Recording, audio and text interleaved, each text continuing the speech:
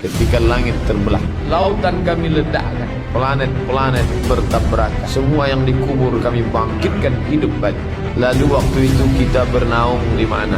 Ini dia hadisnya. Subhanallah walhamdulillah wa la ilaha illallah. Jangan lupa subscribe, like, and share.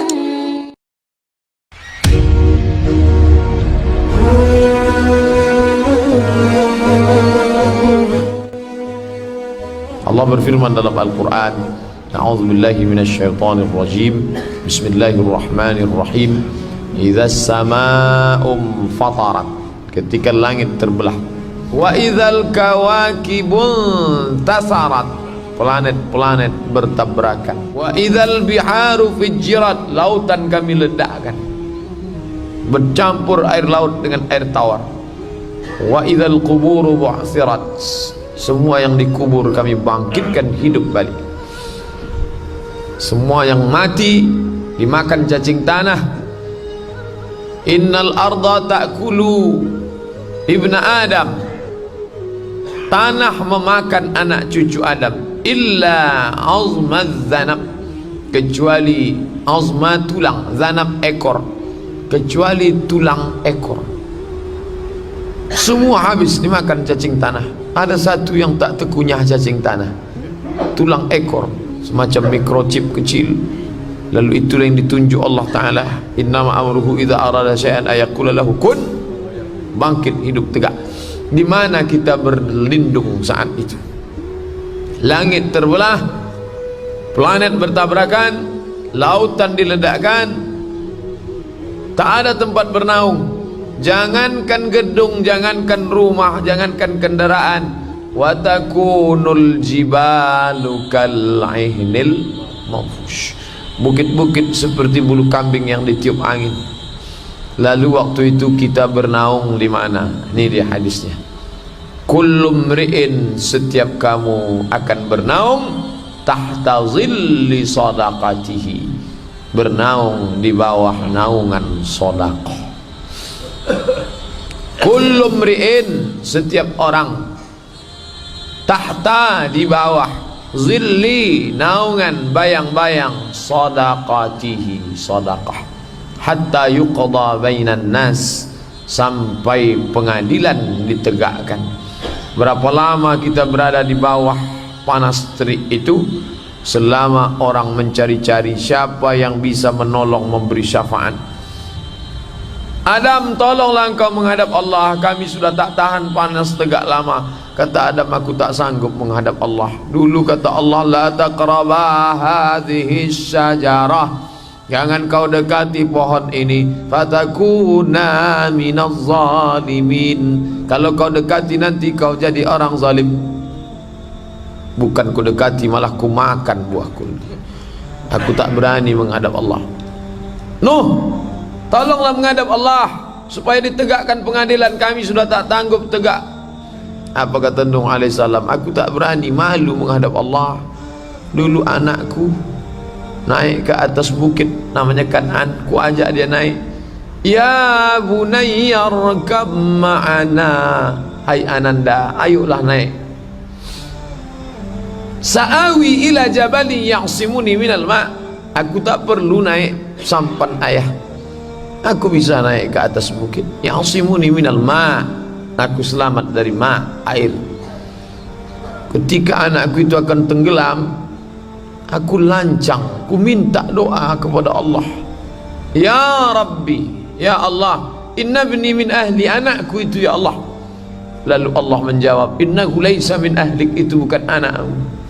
Innahu amalun ghairu salih, dia tak beriman. Malu aku mau meminta kepada Allah, karena anakku yang kafir itu pernah ku mintakan. Kurang adabku kepada Allah Subhanahu wa ta'ala. Mintalah kepada yang lain. Musa, tolonglah menghadap kepada Allah supaya selesai pengadilan ini, kami tak tahan tegak lama. Kata Musa, aku tak berani menghadap kepada Allah, aku malu. Bani Israel yang kubawa, aku seberangkan Laut Merah, kupukulkan Laut Merah itu Qattaudil azim, sisi kanan kirinya seperti bukit yang besar, lalu kami menyeberang, kuselamatkan Bani Israel. Tapi mereka malah kafir kepada Allah. Malu aku mau menghadap kepada Allah. Pergi menghadap ke Isa. Isa, tolong kami Isa, ini tak tahan lagi. Engkau adalah orang yang dipilih oleh Allah. Dulu kau bisa menghidupkan orang mati, dulu engkau bisa menyembuhkan orang suku kusta, dulu kau bisa menyembuhkan orang buta karena izin Allah. Tentu Allah sayang kepada engkau, tolong selamatkan kami. Katamu Isa, aku malu menghadap Allah, tak bisa aku menghadap Allah. Umatku membuatkan patung aku, menyembah aku sampai mati, maka aku tak mau menghadap Allah subhanahu wa ta'ala. Kalau kalian mau, menghadaplah kepada Sayyidul Anbiya wal Mursalin, Muhammad sallallahu alaihi wasallam. Datang mereka menghadap kepada Nabi Muhammad, dialah yang berani menghadap Allah subhanahu wa ta'ala. Kenapa? Likulli nabiyyin da'watun mustajabah. Setiap nabi punya doa makbul. Doa Musa sudah dipakainya, doa Nuh sudah dipakai, tapi Muhammad sallallahu alaihi wasallam doa itu dia simpan. Ketika giginya retak, ketika pelipisnya berdarah, ketika dia sudah terancam akan mati dikepung kafir musyrik, berteriak sahabat yang menjaga keliling, ya Rasulullah, inilah masanya doa kepada Allah supaya turun hukuman. Kata Nabi, tidak, biarlah ku simpan ini satu doa ini. Untuk apa? Syafa'atan li ummati yaumal qiyamah. Begitu sayangnya Nabi itu ke kita. Dia tak tahu kita, dia tak jumpa kita, tapi dia katakan, ku simpan ini untuk umatku yang akan datang. Apa yang kita buat untuk Muhammad sallallahu alaihi wasallam hari ini? Untuk menggerakkan lidah berselawat pun tak mau. Tapi dia tak marah, tak dendam. Ku simpan ini untuk umatku hari kiamat. Tapi sementara syafaat itu datang, sementara orang tadi menghadap Musa, menghadap Isa, menghadap ini, menghadap Adam, menghadap Nuh, kita bernaung di mana? Kullu mri'in, setiap orang, tahta zilli sadaqatihi, bernaung di bawah naungan sedekahnya.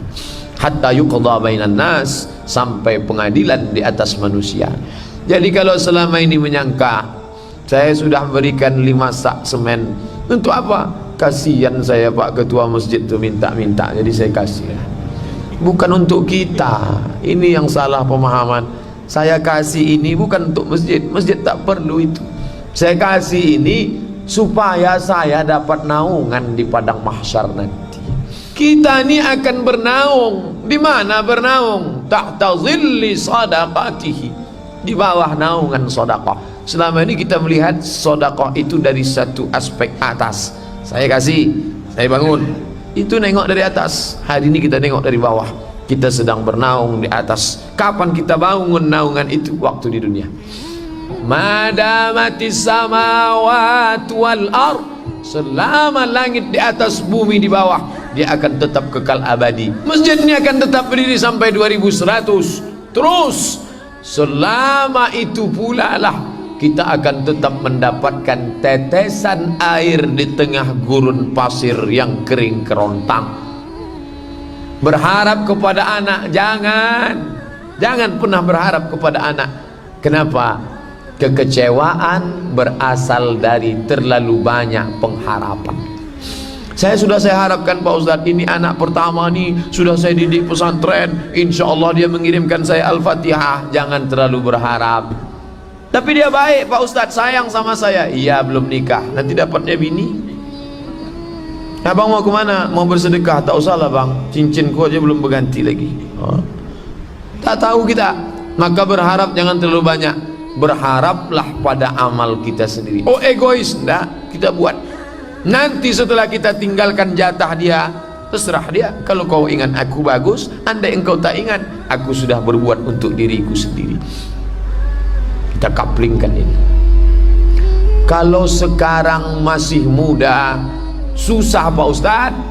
Saya masih banyak lagi, mau ingin kendaraan, mau ingin tempat tinggal, mau ingin tanah. Bagaimana ini Pak Ustadz? Nantilah Pak Ustadz setelah lengkap genap semua. 2 jawaban untuk orang seperti ini. Apa yakin Allah akan cabut nyawa setelah lengkap semua? Apa yakin? Apa iya ada hadis menyebut malaikat tidak akan mencabut nyawamu sebelum rumahmu baru? Tak ada jaminan. Berapa banyak rumah terbengkalai, orangnya mana? Mati sebelum tempat selesai. Berapa banyak kredit hutang tertunda mati belum sempat lunas. Maka ketika dia sedang ada, pakailah, jangan simpan-simpan duit. Kenapa? Karena dia akan tinggal.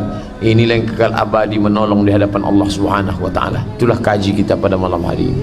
Yang baik-baik datang dari Allah, yang tak baik dari hamba Allah.